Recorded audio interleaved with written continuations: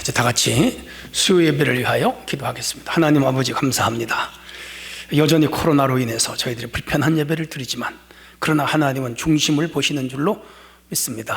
우리 예배가 주님께 상달되게 하시고 말씀이 없어 잠시 기도하오니 사랑하는 성도들을 긍휼히 여겨 주옵시고 한량없는 은혜를 내려 주옵소서. 무엇보다 코로나로부터 안전하게 하시고 한 가정도 이 전염병의 재앙이 미치지 못하도록 지켜주실 줄로 믿습니다. 오늘 말씀 속에 큰 은혜가 있기를 소망하고 예수님 이름으로 기도하옵나이다. 아멘. 하나님 말씀입니다. 누가복음 21장 5절로 19절 제가 읽습니다. 어떤 사람들이 성전을 가리켜 그 아름다운 돌과 헌물로 꾸민 것을 말하며 예수께서 이르시되 너희 보는 이것들이 날이 이르면 돌 하나도 돌 위에 남지 않고 다 무너뜨려지리라. 그들이 물어 이르되 선생님이여 그러면 어느 때에 이런 일이 있겠사오며 이런 일이 일어나려 할 때에 무슨 징조가 있사오리까? 이르시되 미혹을 받지 않도록 주의하라. 많은 사람이 내 이름으로 와서 이르되 내가 그라함의 때가 가까이 왔다 하겠으나 그들을 따르지 말라. 난리의 소문 요소의 난리와 소요의 소문들을 들을 때에 두려워하지 말라. 이 일이 먼저 일어나야 하되 끝은 곧 되지 아니하리라. 이르시되 민족이 민족을 나라가 나라를 대적하여 일어나겠고 곳곳에 큰 지진과 기근과 전염병이 있겠고 또 무서운 일과 하늘로부터 큰 징조들이 있으리라. 이 모든 일을 전에 내 이름으로 말미암아 너희에게 손을 떼어 박해하며 회당과 옥에 넘겨주며 임금들과 집권자들 앞에 끌려가려니와 이 일이 도리어 너희에게 증거가 되리라. 그러므로 너희는 변명할 것을 미리 궁리하지 않도록 명심하라. 내가 너희의 모든 대적이 능히 대항하거나 변박할 수 없는 구변과 지혜를 너희에게 주리라. 심지어 부모와 형제와 친척과 벗이 너희를 넘겨주어 너희 중에 며칠 죽이게 하겠고 또 너희가 내 이름으로 말미암아 모든 사람에게 미움을 받을 것이나 너희 머리털 하나도 상하지 아니하리라. 너희의 인내로 너희 영혼을 얻으리라. 아멘. 네, 수요일은 누가복음을 강의하고요. 코로나로 인해서 비대면 예배를 드립니다. 여러분 가정이나 혹은 있는 장소에서 말씀을 들으면서 또 은혜를 나누는 시간이 되시기를 바랍니다. 오늘 주제는 재림신앙 위에 서라, 그런 주제입니다. 예수님 마지막 한 주간은 바빴습니다. 주일날, 오늘로 말하면 종료주일이죠. 입성을 하시고 그 닷새 동안 예루살렘에 계셨습니다. 베다니에도 계셨고 또 주로 예루살렘 성전에서 계셨습니다. 가장 유명한 사건이 예루살렘 성전 척결 작업입니다. 바리새인 서기관 또 제사장 장로 무리들이 이제 함께 또 논쟁을 한 것도 유명하죠. 무엇보다도 성전 개혁을 주도하셨습니다. 이 과정에서 유대 지도자들과 많은 충돌이 있었고요. 그 충돌은 결국 예수님을 십자가에 못 박는 결과를 초래하게 됩니다. 그런 와중에도 예수님은 틈틈이 시간을 내쉬어서 종말에 대하여 묻는 제자들의 질문에 자세하게 설명을 해주시고 있음을 기억해야 됩니다. 오늘 우리 기독교는 사실 종말적 종교입니다. 종말에는 제가 늘 말씀드리듯이 개인적인 종말, 역사적인 종말, 그리고 우주적인 종말이 있습니다. 이스라엘이 주 70년에 망하는데 역사적인 종말입니다. 주님이 재림하시는데 그건 우주적 종말입니다. 오늘 여기 성경에 나타난 이 종말은 이스라엘의 역사적 종말과 예수님이 재림하실 때의 우주적 종말이 섞여 있어요. 그걸 잘 구분하는 것은 지혜입니다. 자, 어쨌든 오늘은 종말에 있을 일 혹은 예수님이 재림하실 때 있을 일들을 설명하는 것을 보면서 우리가 어떻게 준비하고 예비해야 되는가를 깨닫게 합니다. 첫 번째 주제입니다. 예수님은 헤롯이 지은 성전이 무너진다고 예언을 합니다. 5절로 6절입니다. 5절 봅니다. 어떤 사람들이 성전을 가리켜 그 아름다운 돌과 헌물로 꾸민 것을 말하며 예수께서 이르시되 너희 보는 이것들이 날이 이르면 돌 위에 돌 하나도 남지 아니하고 무너뜨려지리라 그랬습니다.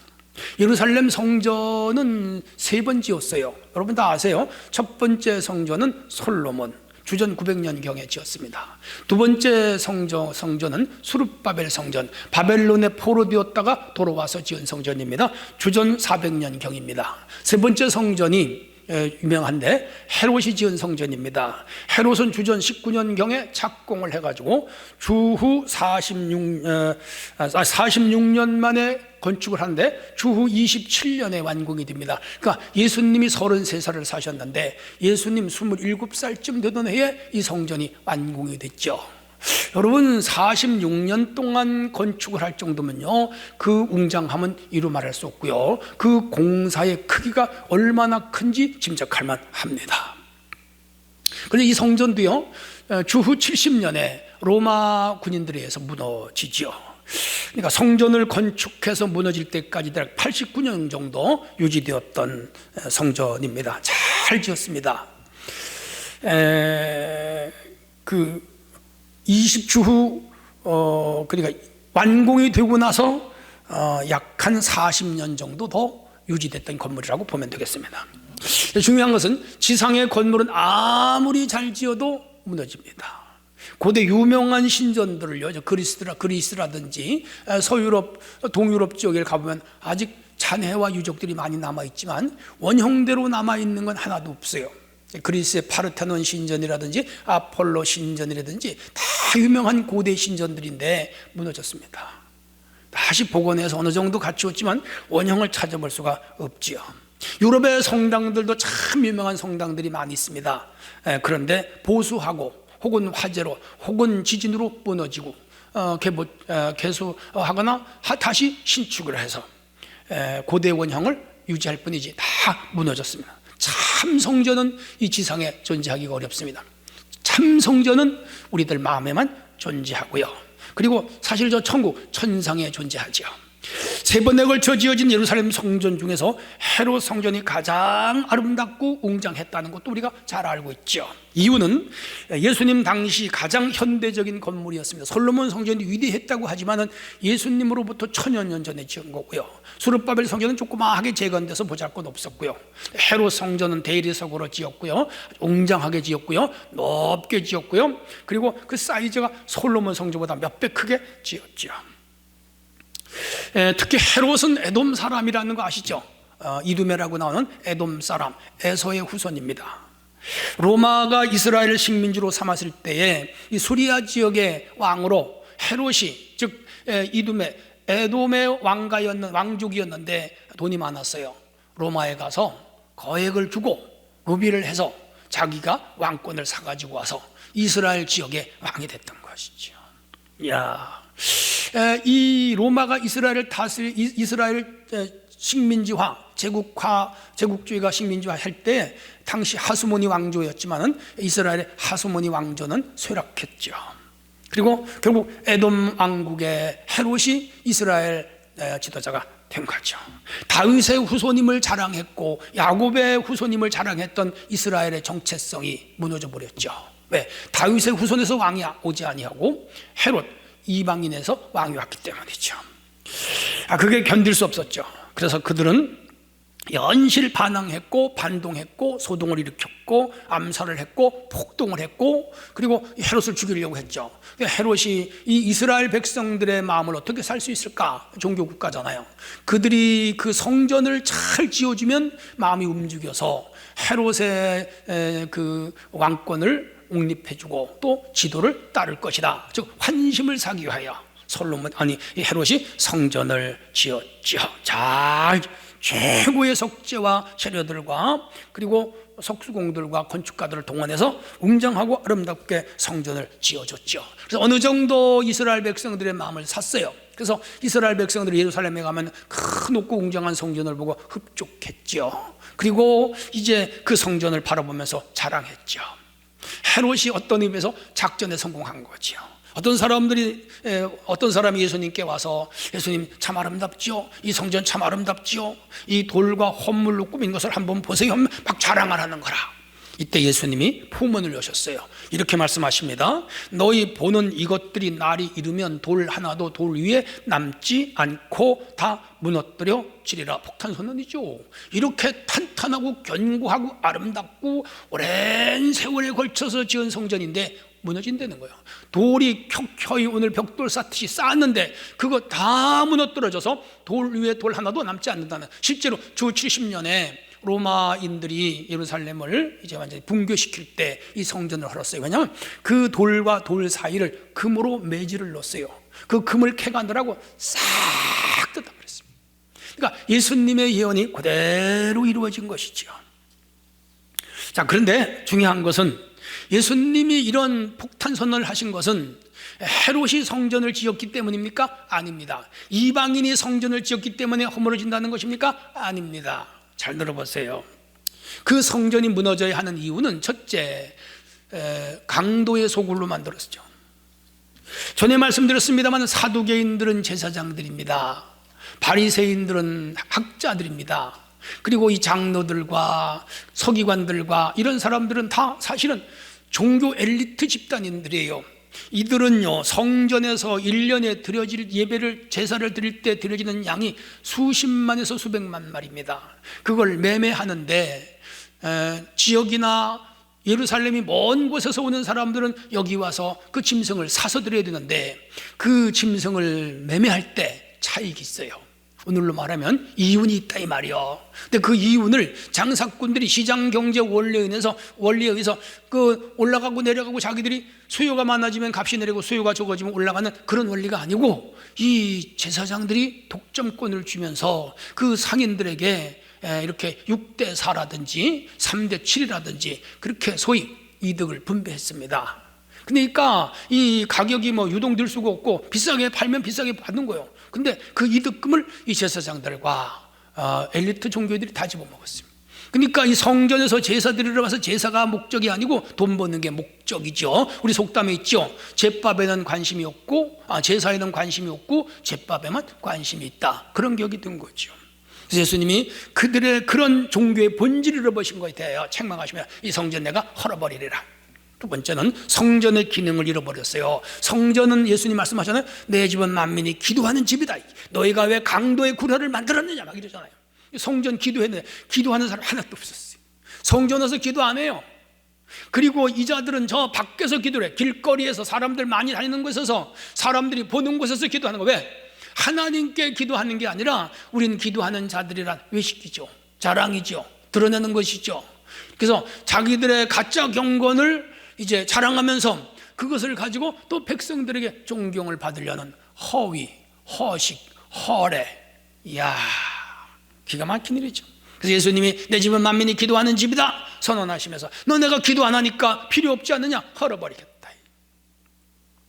여러분, 신앙을 자랑하고 자신들의 공로를 내세워서 그 의를 가지고 또 다른 것을 이득을 얻으려는 이 세력들이 팽배했죠. 예수님 보니까 기가 막힌 거예요. 신앙의 본질, 율법의 본질, 예배의 본질, 기도의 본질 다 잃어버려. 껍데기들만 남은 거예요. 쭉정이들만 남은 거예요.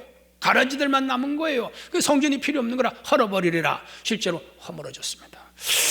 오늘 우리 수중한 교회는요, 주님이 기도하는 장소가 되어야 되고요, 우리가 기도하는 장소가 되어야 되고요, 하나님의 은혜가 임하는 장소가 되어야 되고요, 우리 모두가 참으로 하나님을 드높이고 하나님께 영광 돌리고 하나님을 기쁘시게 하는 그런 교회가 되어야 되고 그런 성도가 되어야 됩니다. 그래야 은혜를 받고 축복을 받습니다. 우리 모두 다 예배와 기도에 전념하는 성도들이 되어지시기를 바랍니다. 두 번째 주제입니다. 재림 때에는 징조가 있다 하는 것을 우리에게 가르칩니다. 7절로 11절 좀 읽어보겠습니다. 그들이 물어 이르되 선생님이여 그러면 어느 때 이런 일이 있사오겠으며, 성전이 무너질 때가 언제냐 그 말이죠. 이런 일이 일어나려 할 때 무슨 징조가 있습니까? 어떤 징조가 있다는 거죠. 이르되 미혹을 받지 않게 주의해라. 많은 사람이 내 이름으로 와서 이르되 내가 그라하며 이단이 나타나는 거예요. 가까웠다 하겠으나 그들을 따라가지 말라. 난리와 소요의 소문을 들을 때 두려워하지 말라.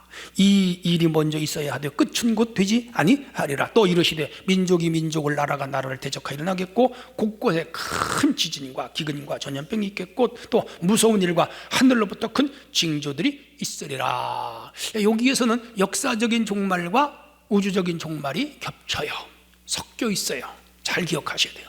이스라엘이 주 70년 멸망한 것은 역사적인 종말, 이스라엘은 국가가 무너진 거고요. 그리고 예수님이 오실 때는 전 우주적으로 이런 징조와 재앙이 있는데 오늘 본문에는 섞여 있습니다. 자, 중요한 것은 이 성전이 무너질 때 어떤 일이 있어야 있겠습니까? 라고 묻는 그 사람들의 물음에 대해서 주님이 지금 7절로 11절에 답하는 겁니다. 자, 다음과 같은 우리 주님의 말씀을 우리가 주의 깊게 들어야 됩니다. 첫째가 뭐죠? 미혹하는 일이 일어나겠다. 미혹은 무엇에 홀려 정신을 차리지 못하게 하는 것을 미혹, 그렇게 말합니다. 유혹과는 조금 구분됩니다. 이는 이단들의 출현을 의미합니다. 이 이단은 미혹의 영입니다. 복음이 아닌 복음을, 진리가 아닌 진리를 전하는 자들이죠. 실제로 예수님 승천 이후에 많은 이단들이 일어났습니다. 교회사를 통해 보면은 마르시온 이단, 영지주의입니다. 그리고 가연설 이단, 니골라 땅, 할례당, 또 몬타니즘 이단입니다. 발렌티누스 이단입니다. 그 외에 2000년 역사에 수도 없이 많은 이단들이 일어났죠. 우리 국제적으로 아는 이단들도 있잖아요. 뭐 몰몬이라든지 안식일이라든지 우리가 여호와의 증인이라든지 우리가 다 이단이라 그러잖아요. 그런데 우리 한국에서 이런 이단들도 많이 있잖아요. 우리 기독교에서 말하는 이단들 중에는 뭐 전에 통일교, 전도관, 또 신천지, 뭐 하나님의 교회, 장막성전, 그 외에도 뭐 참 많아요. 세일성전 등등 많은 이단들이 있습니다. 기독교에서 보는 이단들입니다. 앞으로 일어날 거예요. 대개 보면 예수님이 육체로 오신 것을 부인하고, 즉 예수님의 인성을 부인하는 이단들이 많이 있었고요. 혹은 예수님의 신성을 부인하는 이단들도 있었고요. 혹은 예수님의 부활을 부인하는 이단들도 있었고요. 또 예수님의 재림을 부인하는 이단들도 있습니다. 자기 자신이 재림주, 자기가 자신이 예수라 하는 그런 이단들도 많이 일어났지요. 이런 것들이 일어나거든 우리는 미혹에 넘어가지 않게 해라. 그때가 종말이 가까웠다, 이 말입니다. 두 번째는 난리의 소문입니다. 전쟁과 병난을 난리라 그럽니다. 지구상의 각종 전쟁이 끊이지 않았죠. 이스라엘 주 70년에 망한 것 알고요. 그 후에 로마가 전쟁에 무너졌고요. 주 1100년경에 십자군 전쟁 200년 했습니다. 큰 전쟁이었죠. 또 이슬람 세력은 전쟁으로 세계를 집어삼켰고요. 영국은 그 제국주의가 되어가지고요. 다른 나라 100여 나라를 쳐들어갔죠. 제국주의는 침략 전쟁이죠. 군사력과 경제력을 우위로 약소국가를 침략하는 거, 제국주의. 일본도 제국주의해서 우리나라 쳐들어갔잖아요. 동남아 지역 수십 개국을 잡아먹었잖아요.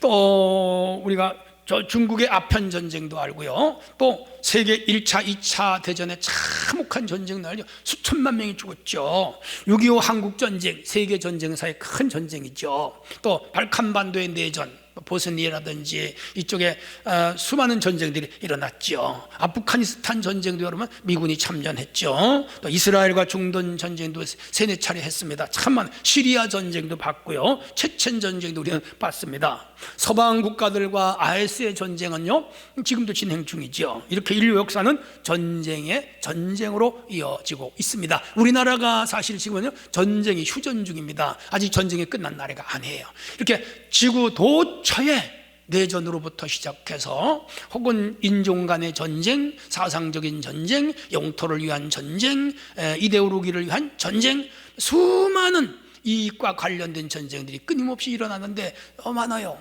이것에 주님이 재림이 가까웠음을 알라, 그런 얘기죠. 우리가 전쟁의 소문들이 들을 때 우리는 이런 주님의 재림을 생각해야 됩니다.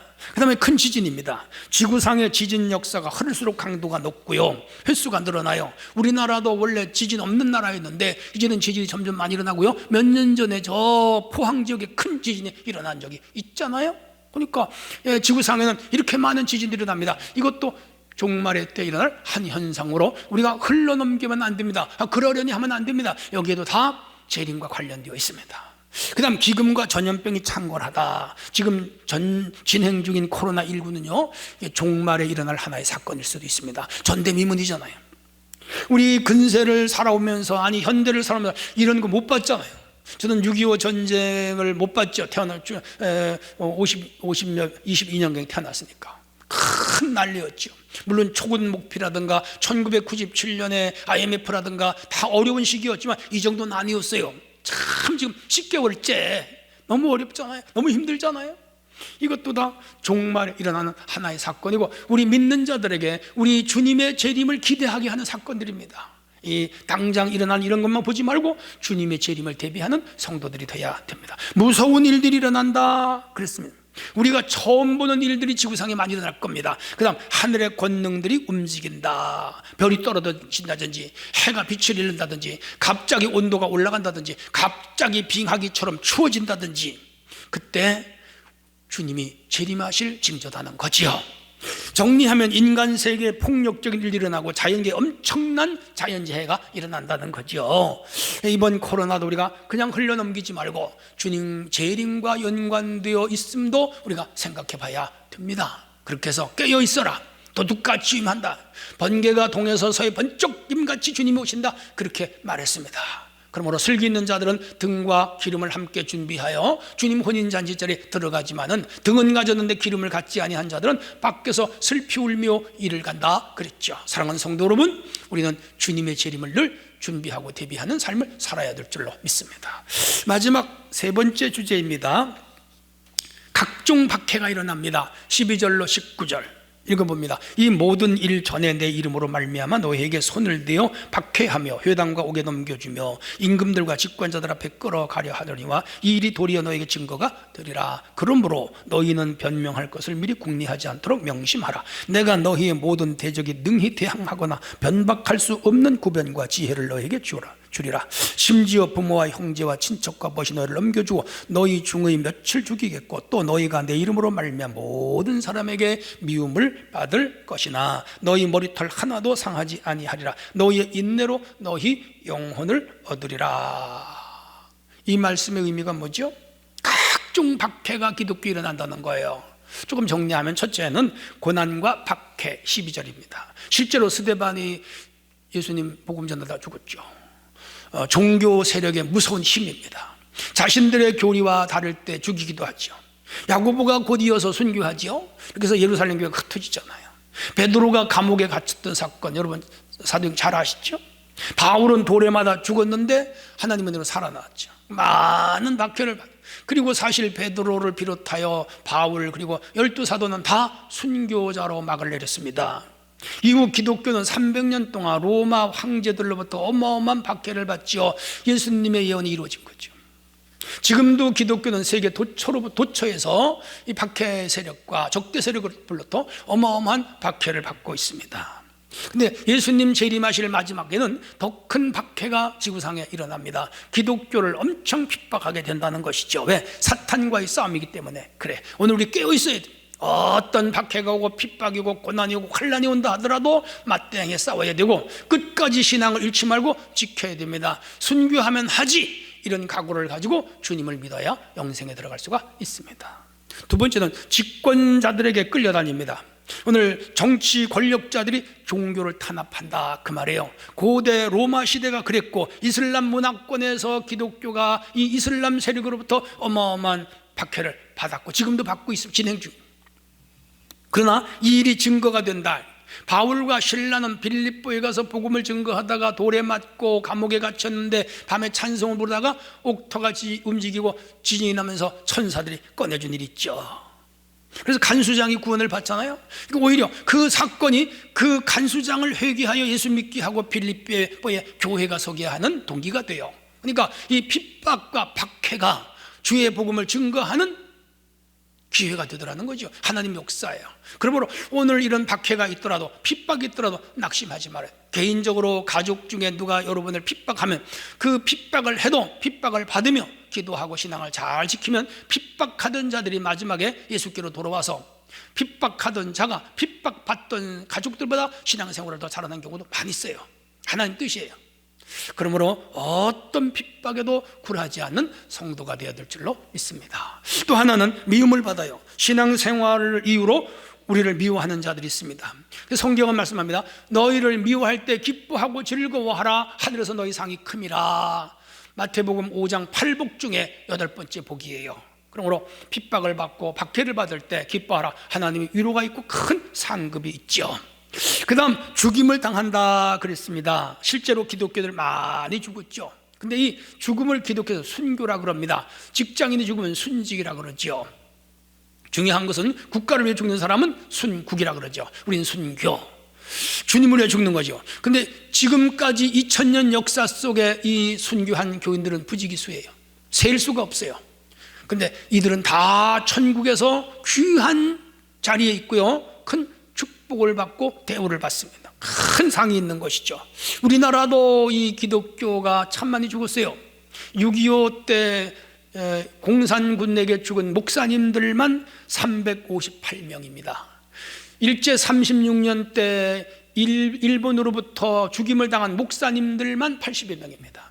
사실은 일제 36년 때 죽은 목회자들보다는 6.25 때 죽은 목회자가 더 많아요, 공산주의한테. 그런데 이렇게 목숨을 잃으면서도 끝까지 신앙을 지킨, 참 위대하죠. 훌륭하죠. 우리 뭐 코로나라고 교회 안 나오고, 뭐 시험 들었다고 교회 안 나오고, 기분 나쁘다고 교회 안 나오고, 속상한 일 있다고 교회 안 나오고, 무슨 좋지 않는 말 좀 들었다고 교회 안 나오고, 이건 축풍낙엽이죠. 우리가 이런 신앙 가지면 안 됩니다. 어떤 상황에도 내 생명까지라도 주님께 드리겠습니다, 이 정도의 각오를 가지고 믿는 자라야 천국에 들어가는 거죠. 우리 모두 죽임을 당한다 하더라도 끝까지 신앙을 지킬 수 있는 그런 성도가 되어야 될 줄로 믿습니다. 자, 이런 일을 당할 때 우리 예수님은 두려워하지 말라. 왜 두려워하지 말라 그랬을까요? 오늘 성경을 자세히 보시면 첫째가 구변과 지혜를 주신다 그랬어요. 붙잡혀 갔을 때 무슨 말을 할지 겁내지 말라는 게, 여기 구변은 지혜로운 말재주를 말하는 거예요. 다 말로서 그들에게 설명을 해서 벗어나게 한다 이 말. 또 지혜를 주셔서 슬기롭게 그 어려움을 대처하게 해주신다 이 말이죠. 또 하나는 머리털 하나도 상하지 않게 하신다. 밤의 달이 너를 해치 아니며 낮의 해가 너를 상치 아니한다. 시편 121편에 주님 말씀하셨죠. 하늘에 나는 새 한 마리도 하나님의 허락이 없이 떨어지지 않는다 그랬죠. 그렇습니다. 하나님은 핍박, 환난, 재앙, 큰 어려움 중에도 주의 백성들을 끝까지 보호하시는 분이죠. 그래서 또 말씀하십니다. 인내로 너의 영혼을 얻는다. 19절이에요 고난을 당할 때 우리가 해야 할 일이 뭐죠? 인내하는 거예요. 참고 견디는 거죠. 그게 믿음이에요. 욥은 5가지 큰 시험을 만나면서 이겼잖아요. 자녀가 죽어요, 10명이나. 재산을 다 잃어버려요. 자기 몸에 죽을 병이 걸려요. 아내가 등지고 집을 가버렸어요. 그리고 가족들이 다 그를 멀리하고 그의 친구마저도 그를 떠나버렸습니다. 사면초가죠. 절망적인 상황이죠. 근데 그는 끝까지 인내하여 갑절의 축복을 받는데, 야고보서에 보면은 너희가 욥의 인내를 배워라, 그렇게 야고보가 말씀하는 거 들을 수가 있죠. 사랑하는 성도 여러분, 이 박해 시대의 신앙인들이 신앙을 지킨 것은요, 우리가 참 이게 이해할 수 없을 정도로 깊은 신앙을 가졌죠. 죽음으로서 그 신앙을 지켜냈죠. 인내하신 분들이죠. 위대한 분들이죠. 오늘 우리 자신들을 한번 돌아봐야 됩니다. 어떤 상황에서도 우리는 인내를 가지고 믿음을 지키는 그런 성도가 돼야 됩니다. 예배 생활, 기도 생활, 봉사, 헌신 인색하지 말고, 게으르지 말고, 나태하지 말고, 어떠한 어려움과 시련이 와도 더 주님께로 가까이 나가는 그런 성도들이 돼야 됩니다. 이번 코로나를 보면서 제가 느낀 게 있어요. 이 어려운 중에도 끝까지 믿음으로 살려는 성도가 있는가 하면, 이 코로나가 왔다고 한 번도 교회를 안 나오는 성도들도 사실은 있습니다. 그래서 탓하는 건 아니에요. 참 신앙이 무엇인가를 우리에게 깨닫게 하고 보게 하는 사건인 것 같습니다. 어려운 중에도 끝까지 주님 의지하고 예배생활 한 번이라도 더 하려고 애쓰고, 한 번이라도 교회 나와서 기도 한 번 더 하려고 애쓰고, 참 한 번이라도 더 교회를 사모하는 그런 믿음을 가져야 하지 않겠는가 생각합니다. 예수님은 평안하다 할 때 오신다고 안 오고요, 이제 어느 날 갑자기 우리에게 임하신다 그랬습니다. 도둑같이, 번개가 동에서 서해 번쩍임 같이 그렇게 오십니다. 매일 깨어있지 않으면 주님 재림 때 당황할 수가 있죠. 사랑하는 성도 여러분, 깨어 있으시기를 바랍니다. 결론입니다. 위에서 본 바와 같이 종말의 때 각가지 이상현상과 기독교에 대한 박해가 있습니다. 이럴 때에 우리는 어떻게 해요? 첫째, 항상 깨어있자. 등과 기름을 준비하자. 두 번째는 악한 세력과 싸워 이길 전신갑주를 입자. 의의 흉배를 비추고 진리 허리띠를 띠고 믿음의 신을 신고, 그리고 머리에 구원의 투룩을 쓰고, 손에는 방패와 하나님의 검곧, 성령의 검곧, 하나님의 말씀을 가지고 싸워 이겨야 됩니다.